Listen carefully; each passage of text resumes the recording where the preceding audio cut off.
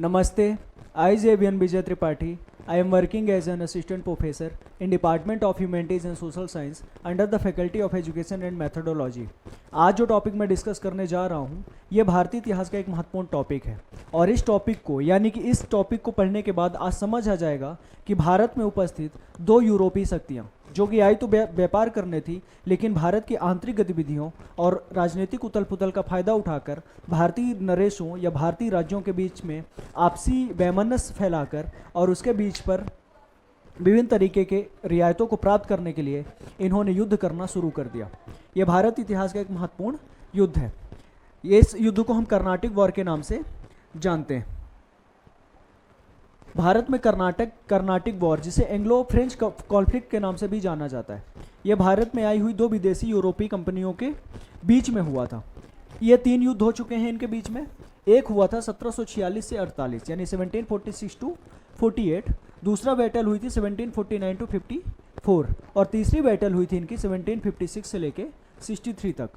अब कहा जाता है कि जब ये भारत पहुँचे, यानी कि हम भी जानते हैं कि जब ये भारत पहुँचे तो ये सिर्फ और सिर्फ व्यापार करने के लिए आए थे, लेकिन जब ये भारत आई ये सारी कंपनियां यानी कि पुर्तगीज से लेके और लास्ट कंपनी जो फ्रेंच आई, ये जब कंपनियां भारत आई उस टाइम पे भारत में मुगलों का राज था और मुगल उस टाइम पे दुनिया के एक समृद्धशाली साम्राज्य था, यानी शक्तिशाली एक तरह से अगर सैन्य शक्ति के रूप में देखें तब भी, और अगर समृद्धि के रूप में भी देखें तो भारत दुनिया की 1/4 जीडीपी अकेले भारत शेयर करता था। मुगल दुनिया के अमीर राजवंशों में यानी साम्राज्यों में शामिल थे।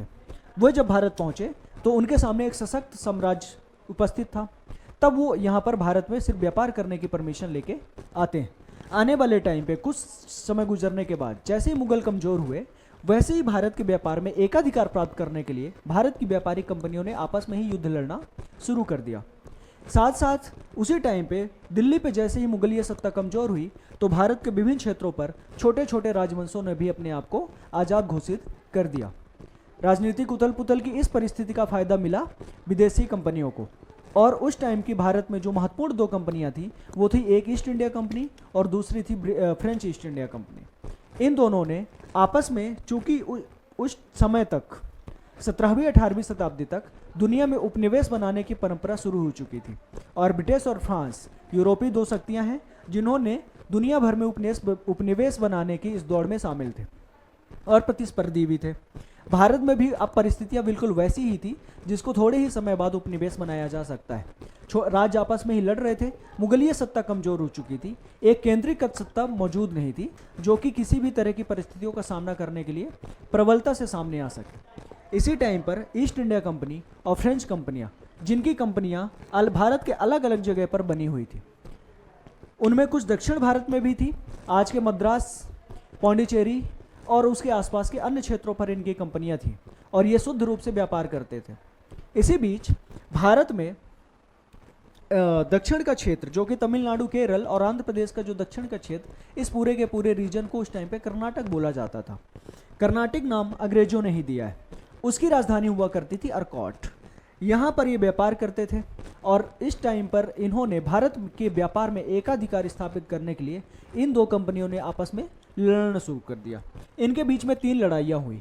पहली लड़ाई का रीजन विदेश में है, दूसरी लड़ाई का रीजन भारत की धरती पे है, फिर तीसरी लड़ाई का रीजन विदेश में है। अब इन तीनों लड़ाइयों यानी कर्नाटिक वार को समझने से पहले हम चलेंगे कि भारत में यूरोपीय कंपनियां आई कैसे।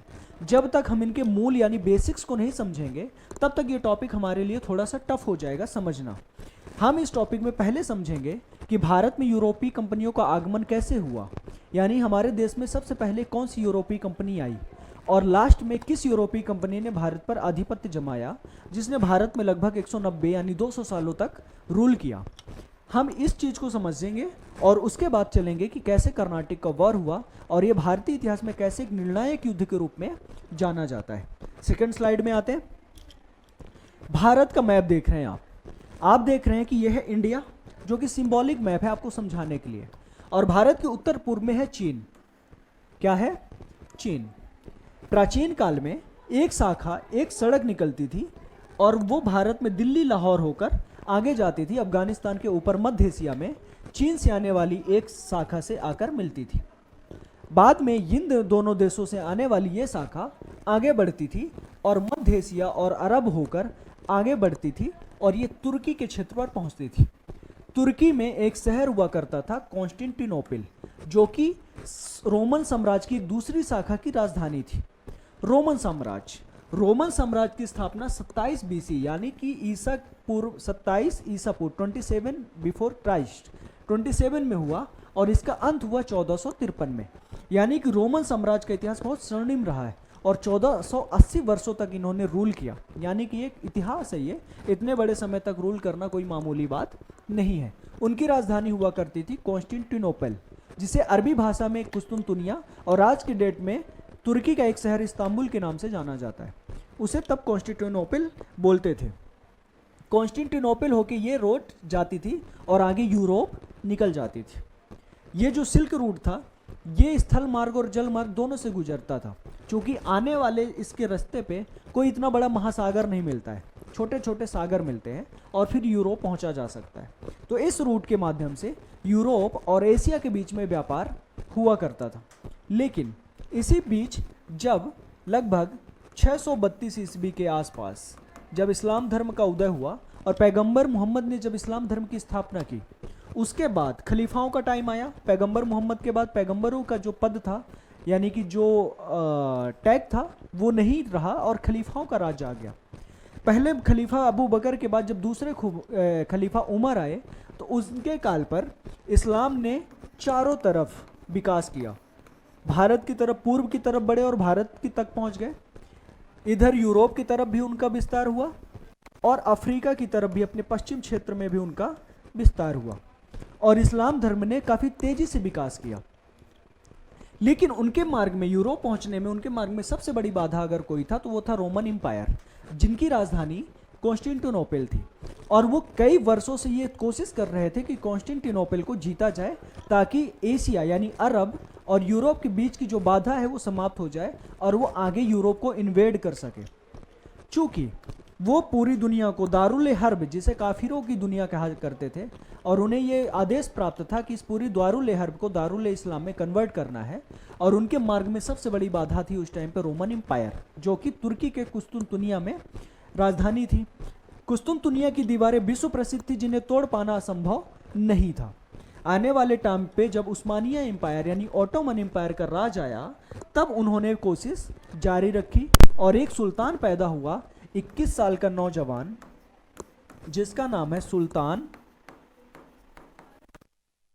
अहमद सेकंड, जिन्हें मोहम्मद फतेह के नाम से भी जाना जाता है। फतेह क्योंकि इन्होंने कुस्तुनतुनिया का फतेह किया था, इसलिए इनको फतह किया था, इसलिए इनके नाम के आगे फतेह भी लगता है। 21 साल के इस नौजवान ने यह ठाना कि मैं कुस्तुनतुनिया को जीतूंगा, कॉन्स्टेंटिनोपल को जीतूंगा और उस्मानिया एम्पायर को बढ़ाऊंगा। कुस्तुनतुनिया पर इन्होंने सुल्तान अहमद के नेतृत्व में 1453 यानी कि 1453 पे इन्होंने हमला किया। कुछ महीने तक युद्ध जारी रहा। कुस्तुनतुनिया यानी कि कॉन्स्टेंटिनोपल के दरवाजे चारों तरफ से बंद कर दिए गए। काफ़ी सुरक्षित लोकेशन था उसका, इतना आसान नहीं था उसको जीतना। तब उस्मानी साम्राज्य ने कुछ बेहतरीन तोपों के माध्यम से दीवारों को तोड़ने में सफलता प्राप्त कर ली और उन्होंने दीवार को तोड़ दिया। दीवार को तोड़ने के बाद उस्मानी सेना किले के अंदर प्रवेश की, शहर के अंदर, और उन्होंने इसके बाद कुस्तुनतुनिया का फतह कर लिया और बेंजेंटाइन एम्पायर के जो शासक थे और लोग थे उनको भागने में मजबूर कर दिया। इस तरह से उस्मानी साम्राज्य का कब्जा हो गया तुर्की के आज के इस्तांबुल शहर में। यानी कि जैसे उस्मानी साम्राज्य का कब्जा यहाँ पर हुआ तो यूरोप से होने वाला एशिया की तरफ ये जो व्यापार हो रहा है सिल्क रूट के माध्यम से, इस सिल्क रूट पर अब कब्जा हो गया उस्मानिया एम्पायर का। उस्मानिया एम्पायर का जैसे ही रूल आया और सिल्क रूट पे कब्जा हुआ तो काफ़ी चीज़ें बदल गई। पहले यूरोप और एशिया के बीच में इसी मार्ग से व्यापार हुआ करता था। इनका नेतृत्व जैसे ही यहाँ पर इनका लीडरशिप आई यानी कंट्रोल हुआ तो यहाँ पर लुटेरों की बाढ़ आ गई। अब वो लुटेरे क्या करते थे कि यूरोप और एशिया के बीच में होने वाले जो व्यापार था वहां पर व्यापारियों को लूट लिया करते थे, यानी कि उन्होंने इस व्यापार पर अड़चन पैदा कर दी। अब अगर उन्हें सही कानून व्यवस्था, व्यापारियों को सही कानून व्यवस्था नहीं प्राप्त होगी तो वो कैसे व्यापार करेंगे, तो उन्होंने व्यापार करना यहाँ से बंद कर दिया। दूसरी चीज, उस्मानिया एम्पायर ने सिल्क रूट से होने वाले इस व्यापार पर लगभग 100% टैक्स बढ़ा दिया। कहीं पर कुछ मिलता है, कहीं पर कुछ मिलता है, लेकिन एक अनुमान के मुताबिक जनरली बात कह रहा हूं कि लगभग 100% तक टैक्स इंक्रीज कर दिया गया। अब अगर कोई वस्तु का रेट मान लो कि 5 रुपए है, अब उसमें 100% टैक्स लग रहा है, तो वो 100 गुना उसका मूल्य हो गया, तो वो वस्तु हो गई 500 रुपए की, जो कि वास्तव में उसकी मूल्य नहीं है। 500 लायक वो वस्तु नहीं है, 5 रुपए की है। इसकी वजह से भी व्यापार हतोत्साहित हुआ और सिल्क रूट से होने वाला व्यापार लगभग ठप हो गया या फिर बंद हो गया। अब समझते हैं आगे। चूंकि भारत में मुगलिया सल्तनत थी, आने वाले टाइम पे मुगलिया सल्तनत आ जाती है 1526 के बाद। अब भारत से व्यापार उन्हें करना ही था। भारत के जो कुछ सामान थे वो पूरी दुनिया में काफ़ी डिमांड थी। उस टाइम पे भारत में बनने वाले सामान को एक ब्रांडेड सामान के रूप में देखा जाता था। जैसे आज हम अमेरिका या फिर जापान या फिर जर्मनी, इंग्लैंड में बने हुए सामान को हम एक ब्रांडेड सामान के रूप में देखते हैं, और वो सामान महंगे भी मिलते हैं क्योंकि ब्रांडेड है। उस टाइम पे भारत से जाने वाला सामान भी ब्रांडेड होता था। भारत में बनने वाले मलमल के कपड़ों की डिमांड पूरे दुनिया भर में थी। भारत में बनने वाली शराब की डिमांड पूरे यूरोप में थी। भारत के मसाले विश्व प्रसिद्ध थे, और भारत में बनने वाले सूती और कपास के कपड़े की डिमांड भी पूरे दुनिया भर में थी। साथ में चीन से भी काफ़ी अच्छा व्यापार यूरोपियों का हुआ करता था। अब चूंकि यूरोप और एशिया के बीच में व्यापार लगभग ठप था, लेकिन इन वस्तुओं की डिमांड काफ़ी थी यूरोप में, यानी व्यापारियों के लिए काफ़ी फायदेमंद सौदा था कि एशिया के साथ व्यापार चलता रहे। चूंकि अब व्यापार करने के लिए कोई रास्ता उनके पास है नहीं, तब उन्होंने एक वैकल्पिक मार्ग की खोज करनी शुरू की, और वो वैकल्पिक मार्ग चूंकि थल मार्ग से तो अब पॉसिबल है नहीं। भारत में पहुंचने के लिए सिर्फ उत्तर पश्चिम का यही मार्ग है, यही एरिया है जब हम भारत में पहुंचा जा सकता है। बाकी 3 तरफ से भारत जल से घिरा हुआ है। भारत में पहुंचने के लिए लंबी समुद्री यात्राएं करनी पड़ेंगी। इसी बीच कुछ यूरोपीय देशों ने इस साहसिक कदम को स्वीकार किया। चूंकि उस टाइम तक टेक्नोलॉजी इतनी डेवलप नहीं थी, और उनको ये डर रहता था व्यापारियों को या फिर किसी भी व्यक्ति को कि अगर वो समुद्र में चले गए या बड़े बड़े महासागरों में चले गए तो उन्हें ये नहीं पता है कि वो जिंदा वापस लौट पाएंगे कि नहीं। दूसरा, उन्हें ये भी नहीं पता है कि उन्हें अगला छोर यानी ज़मीन वापस कहीं मिलेगी भी या नहीं। क्योंकि आज के डेट में तो परिस्थितियाँ ऐसी हैं कि हमारे पास टेक्नोलॉजी ऐसी है कि हम यहाँ बैठ के पूरी दुनिया को देख सकते हैं, लेकिन तब ऐसी चीज़ें नहीं थी। दूसरा, समुद्र में आने वाले शक्तिशाली तूफान का भी डर रहता था। आज जैसे मॉडर्न जहाज भी नहीं होते थे उस टाइम पे। उस टाइम पे हवा के रुख में चलने वाले जहाज ही मोस्टली हुआ करते थे, जो बड़े बड़े पतवारों से चलाए जाते थे, तो ये डर भी रहता था। इसी कड़ी में यूरोप का एक देश था स्पेन, और उसी स्पेन का एक भाग हुआ करता था पुर्तगाल। चूँकि दुनिया के इतिहास में स्पेनिश और पुर्तगालियों को काफ़ी साहसी माना जाता है, और दुनिया भर में नई नई जगहों को खोजने का श्रेय इन्हें ही दिया जाता है। स्पेन से एक यात्री निकला जिसका नाम था क्रिस्टोफर कोलंबस। क्रिस्टोफर कोलंबस को एक टास्क दिया गया कि तुम जाओ और भारत की खोज करो। भारत पहुंचने के लिए जली मार्ग की खोज करके आओ। क्रिस्टोफर कोलंबस निकला। अब मानिए कि ये है यूरोप और ये है स्पेन, यहां ब्रिटेन, और ये है पूरा अटलांटिक ओशियन नॉर्थ, और ये है साउथ। स्पेन के ही इस भाग में है एक छोटा सा देश पुर्तगाल, जो कि कभी स्पेन का ही भाग हुआ करता था। बाद में इन्होंने स्वतंत्रता की लड़ाई लड़ी, आंदोलन किए और अपने आप को आज़ाद कर लिया। पुर्तगाल वही जहाँ का खिलाड़ी है आज के डेट में आप जानते हैं क्रिस्टियानो रोनाल्डो। दुनिया का सबसे प्रसिद्ध और फेमस खिलाड़ी है क्रिस्टियानो रोनाल्डो, इसी पुर्तगाल का है। स्पेन से एक व्यक्ति निकला और जिसका नाम है क्रिस्टोफर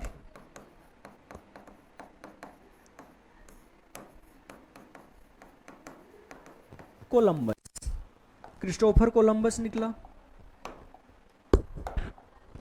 क्रिस्टोफर कोलंबस निकला 1492 में, और वो आगे पहुंचा और अटलांटिक ओशियन को क्रॉस करके एक नई दुनिया में पहुंच गया, वो जिसे हम आज के डेट में अमेरिका कहते हैं। अमेरिका, अमेरिका वो भूमि है जो पूरी दुनिया से कटी हुई थी। और आपको मैं बता दूं कि एक तथ्य आता है कि भारत की खोज की थी वास्को डी गामा ने। ये बिल्कुल, ये स्टेटमेंट ही गलत है, ये लाइन ही गलत है। भारत की खोज नहीं की थी, बल्कि भारत पहुंचने के लिए जली मार्ग की खोज की थी। लेकिन अगर ये स्टेटमेंट कहीं सुनने मिल जाए कि क्रिस्टोफर कोलंबस ने अमेरिका की खोज की थी, तो ये बात बिल्कुल सही है। अमेरिकी महाद्वीप और यूरोप महाद्वीप के बीच में एक ओशियन है, महासागर है, जिसे अटलांटिक महासागर के नाम से जानते हैं, जो कि नॉर्थ और साउथ अटलांटिक ओशियन में डिवाइडेड है। इसको पार करके पहुंचा वो एक भूमि पर जिसे आज अमेरिका के नाम से जानते हैं। अमेरिका एक महाद्वीप है जिसे साउथ और नॉर्थ अमेरिका में, नॉर्थ और साउथ अमेरिका में डिवाइड किया गया है, और इसमें लगभग 35 देश हैं। अमेरिका, आज हम जिस एक देश जानते हैं अमेरिका, और भूल कर बैठते हैं कि उस देश का नाम है अमेरिका, वो अमेरिका नहीं नाम है, उसका नाम है USA, United state of America. America एक महाद्वीप का नाम है जो एक इटालियन नाविक अमेरिको वेसुप्पी के नाम से उस भूमि का नाम अमेरिका पड़ा। कोलंबस वहाँ पहुँचा, और जब वो वहाँ पहुँचा तो वो एक आज के डेट में कनाडा और अमेरिका, यूएसए के बीच में एक जगह है जिसे न्यू फाउंडलैंड के नाम से जानते हैं, वहीं पहुँचा। और उसने देखा कि यहाँ पर तो काफ़ी जंगल ही जंगल है, यहाँ पर रहने वाले लोग तो जंगली हैं। वहाँ पर जो निग्रो लोग थे, जो कि मूल लोग हैं वहाँ, उन्हें उसने रेड इंडियन कहा। उसे ये खुशी हो गई कि वो भारत पहुँच गया, लेकिन ये भ्रम उसका थोड़ी देर बाद टूट गया जब उसने देखा कि जंगलों से ढकी हुई ये भूमि है जहाँ पर रहने वाले लोग निग्रोइड हैं, जिन्हें उसने रेड इंडियन कहा। वो वापस लौटा और उसने इस नई खोजी गई भूमि की जानकारी अपने देश के राजा को, सम्राट को दी। बाद में उन्होंने यहाँ पर जगह जगह अपनी कंपनियाँ खोली, जंगलों को साफ किया और व्यापार करना शुरू किया। तब तक वो भारत की खोज अभी भी करने में सफल नहीं हुए। अगला साहसी व्यक्ति 97 में निकला, जिसे हम वास्को डी गामा के नाम से जानते हैं, जो कि पुर्तगाल का एक नाविक था। वह निकला अपने 6 जहाजी बेड़े के साथ, वहां से निकला और वो पहुंचा अफ्रीकी तट पर, मोजाम्बिक होते हुए, और आगे मेडागास्कर पहुंचा। जब वो मेडागास्कर के क्षेत्रों पर पहुंचा, जब वो मेडागास्कर पहुंचा यूरोप से,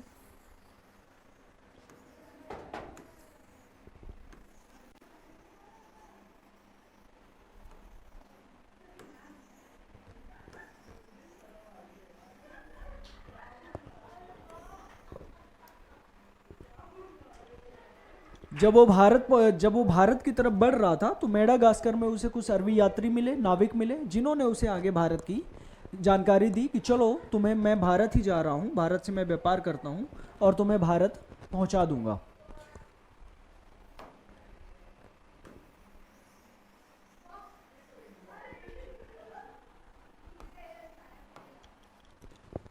वास्को डी गामा 1498 में यात्रा करके भारत पहुंचा और वास के केरल के कालीकट पहुंचा। उस टाइम पे केरल के उस तट पर एक राजा, हिंदू राजा का रूल था, जिसे जमोरिन के नाम से जानते हैं। वह जमोरिन के दरबार में पहुंचा। जब जमोरिन के दरबार में वह गया तो उसे ये पूछा गया कि तुम कौन हो। उसने बताया कि मैं पुर्तगाल की राजा की तरफ से आया हूँ, एक दूत हूँ और आपके साथ वैदेशिक संबंध स्थापित करना चाहता हूँ। जमोरिन ने कहा कि ठीक है, तुम दूत हो, ठीक है, मैं तुम्हारा स्वागत करता हूँ, तुम हमारे लिए क्या लाए हो। उस टाइम पे चूंकि वो एक यात्री था, नाविक था और व्यापारी था, उसके पास ज़्यादा चीज़ें बची नहीं थी। यात्रा में ही उसके कई जहाज़ तो नष्ट हो गए, समुद्री तूफान में के चपेट में आ गए, बस वो किसी तरह बच के पहुंचा था। उसके पास कुछ खास था नहीं। वो अपने जहाज़ में कुछ 10-12 गैलन शहद लेके आया था और उन शहद को जमोरिन के सामने जब वो लेके गया तो दरबारी हंसने लगे और दरबारियों ने उसका मजाक उड़ाया। हालांकि ये बात वास्को डी गामा को पसंद नहीं आई, लेकिन उसके बाद भी उसने कहा कि जब मैं अगली बार आऊँगा तो आपके लिए अमूल्य उपहार लेके आऊँगा। और इस तरह से 1498 में भारत में पहली विदेशी कंपनी आई और उन्हें 1503 में उन्होंने पहली अपनी विदेशी कंपनी यानी पुर्तगीज कंपनी कालीकट के तट पर लगा ली। धीरे धीरे करके पुर्तगालियों ने भारत के अन्य भागों पर भी कब्जा करते हुए और अपनी कंपनियां स्थापित कर ली और इस तरह से यूरोप के अन्य देशों को भी आने का मार्ग पता चल गया। चूंकि पुर्तगाल भारत से होने वाले व्यापार पर एकाधिकार स्थापित करना चाहता था और वो नहीं चाहता था कि यूरोप के कोई अन्य देश भी भारत में प्रतिस्पर्धा में शामिल हो। दक्षिण भारत में पहले ही अरबी यानी केरल के इस तट पे जिसे मालाबार तट के नाम से जानते हैं, यहाँ पर पहले ही अरबी यात्री या अरबी व्यापारी यहाँ से व्यापार किया करते थे। चूंकि इन्होंने आपस में युद्ध लड़ा और अब पुर्तगीज का ही वहाँ पर कब्जा हो गया। अब इसके बाद हम अगले लेक्चर पे डिस्कस करेंगे कि कैसे ब्रिटिश और फ्रेंच कंपनियां भारत पहुंची और आगे चल के इन्होंने आपस में कर्नाटक जैसे युद्ध लड़ा और ब्रिटिश ने भारत को गुलाम बनाया। धन्यवाद।